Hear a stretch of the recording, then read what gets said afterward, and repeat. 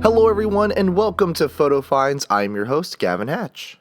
On this week's episode, we'll be spending the day at Epcot and the evening at the new Town Center section of Disney Springs. So let's get right to it.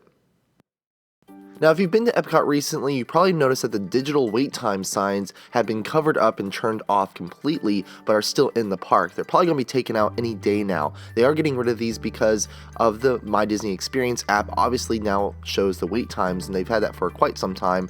This was the last park to have the digital wait time signs. Magic Kingdom, Hollywood Studios, and Animal Kingdom took those out a while back when the app was first introduced. So Epcot is now joining them and taking away those digital wait time signs.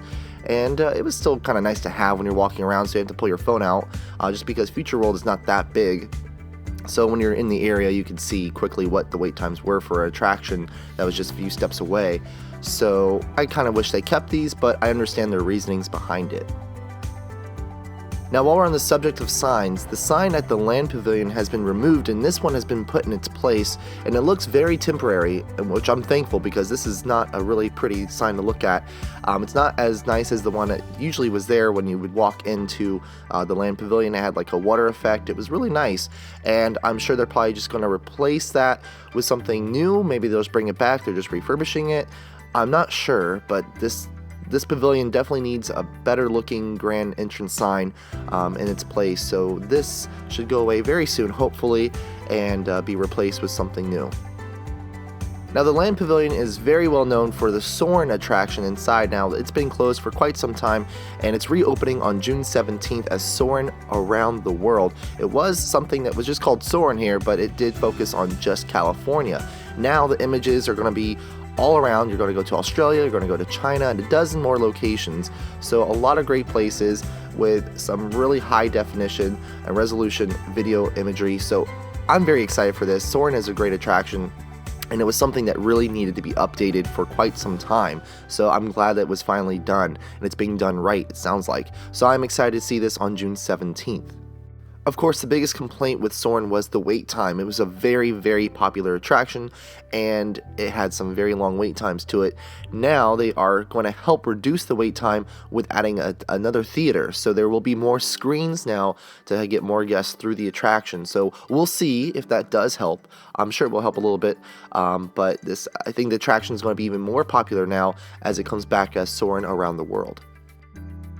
Now, since the Epcot International Flower and Garden Festival is going on right now, up until May 30th actually, I thought it would be appropriate to take a ride aboard Living with the Land, and it was only a 0-minute wait time, walked right on, which is the best kind of wait times, so I thought, why not?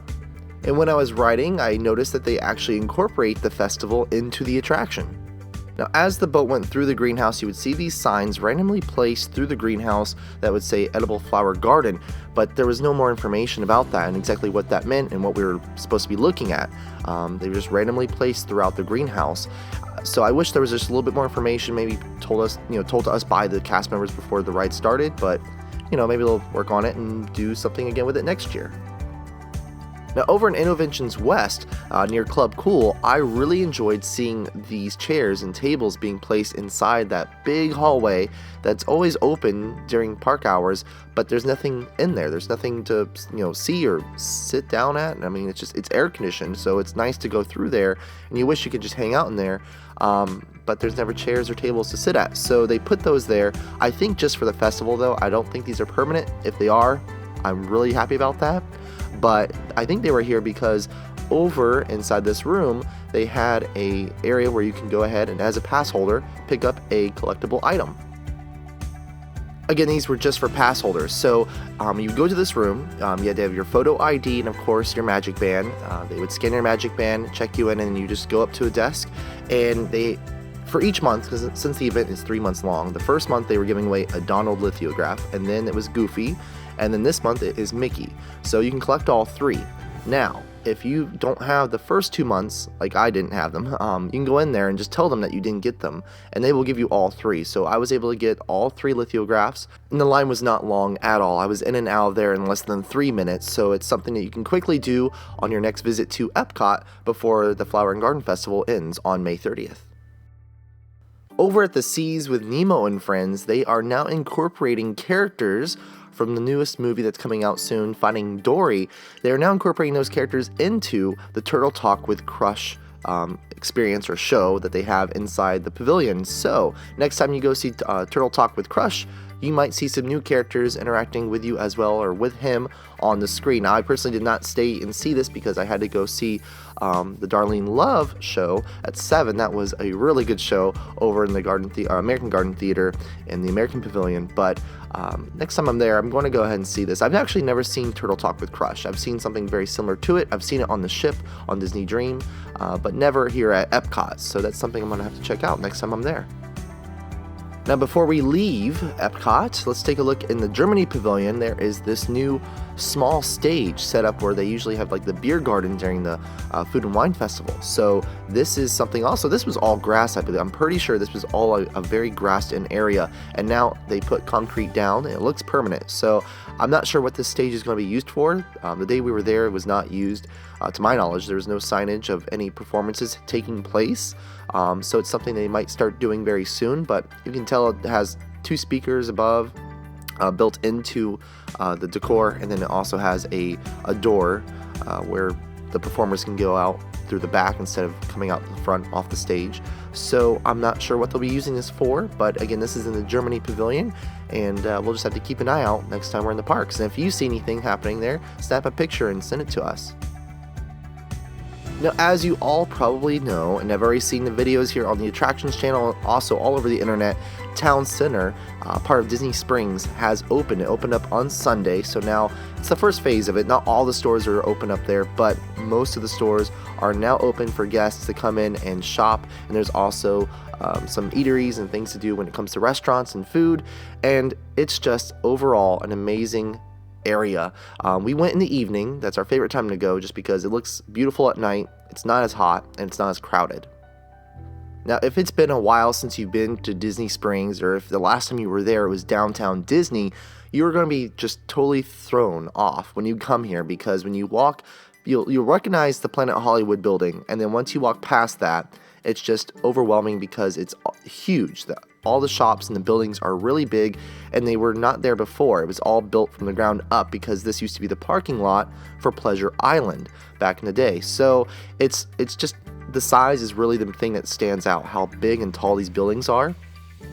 We have stores like the Under Armour store, and a few other stores are 2 stories. So you actually walk up a staircase or take an elevator up to the 2nd floor to shop there. So that's something that's new.